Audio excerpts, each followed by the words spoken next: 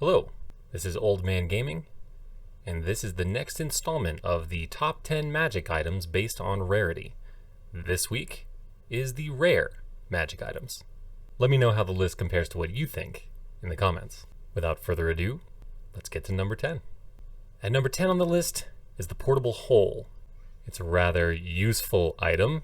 It's essentially a small bag of holding. So it's a great way to smuggle in items or people into any kind of situation. There's a lot of creative ways to use a portable hole, especially to create a portal to the astral plane. Placing a portable hole inside an extra-dimensional space created by a bag of holding, or handy haversack, or similar items, instantly destroys both items and opens a gate to the astral plane. Any creature within 10 feet of the gate is sucked through it and deposited in a random location on the astral plane. So you could kind of use it like banishing Zod into the Phantom Zone. If you're up against an enemy that you are unable to beat, then you could potentially create this little black hole and send the big bad evil guy to some random place in the astral plane and hope he doesn't find his way back. That one thing is essentially a nuke. Means that it needs to be at least on the list, and so we got it at number 10. At number 9, we have the Mantle of Spell Resistance. You have advantage on saving throws against spells while you wear this cloak.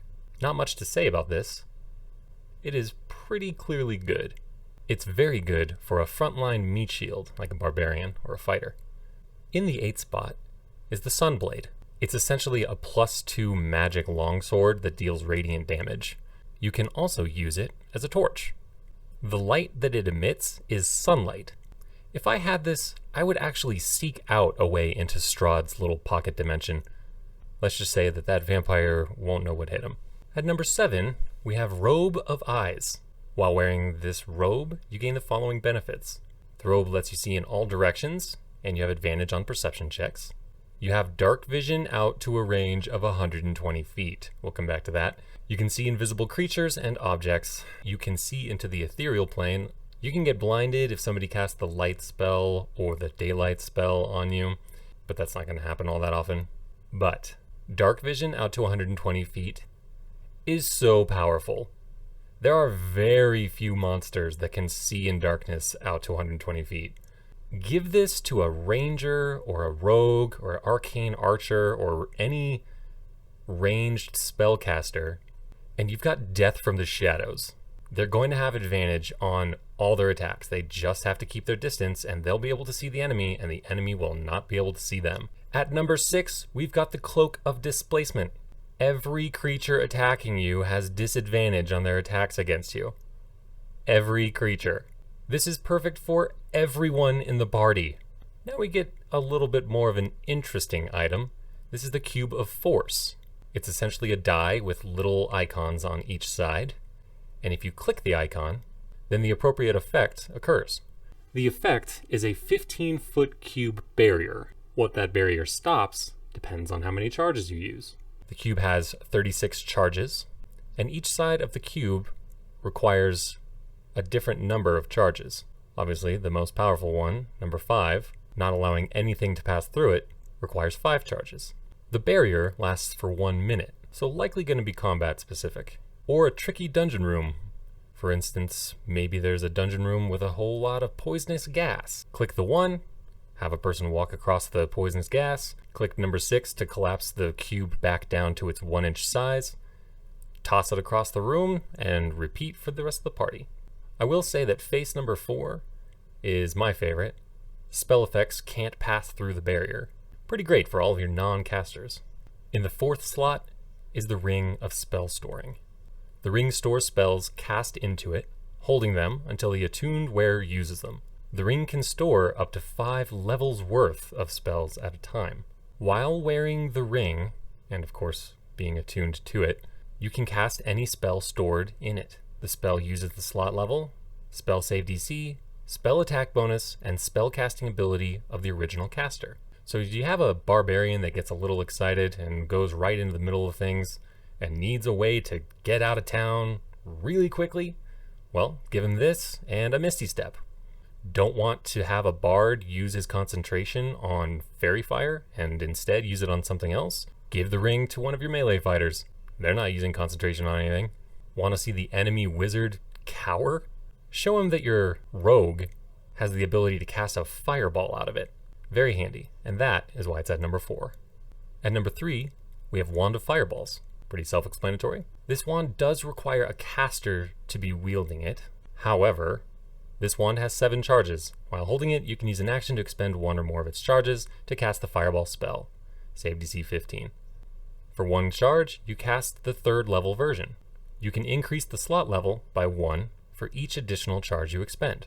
Just don't use all of them.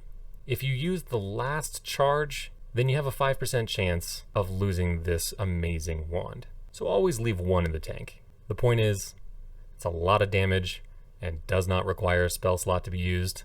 6 fireballs a day, that's why it makes its appearance at number 3. At the illustrious number 2 slot is the Helm of Teleportation.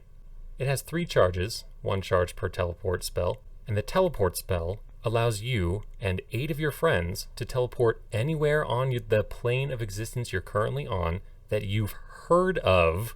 There's a chance that it could have negative effects, but if you're more familiar with the location, then the success rate is pretty high. 3 7th level spell slots. 3. It's powerful. That's why it's number 2. Now time for honorable mention. Didn't quite make the list.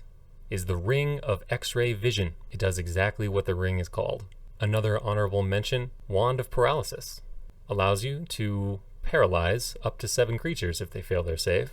Great to have, not a top 10. And finally, a consumable, the Potion of Invulnerability. For 1 minute, you have resistance to all damage. Pretty great when you're fighting those big bad evil guys. And at number 1 is the Brass Horn of Valhalla. Use an action to blow the horn, and in response, 3d4 plus 3 berserkers from Valhalla descend to help you in whatever you're trying to accomplish. There is one caveat to it. The fact that you can only do it once per week is a little rough. But that's 9 extra people. That's crazy. That will swing any combat, no matter how powerful the enemies are, into your favor. And berserkers are no joke. Take a look at these stats. 13 AC, okay, not great. But 67 hit points each? They've got reckless attack, which they're always going to use because they're berserkers. And they come equipped with a great axe. You have 9 barbarians. Just throw them at any problem. You've got 2 extra parties of allies just ready to be used.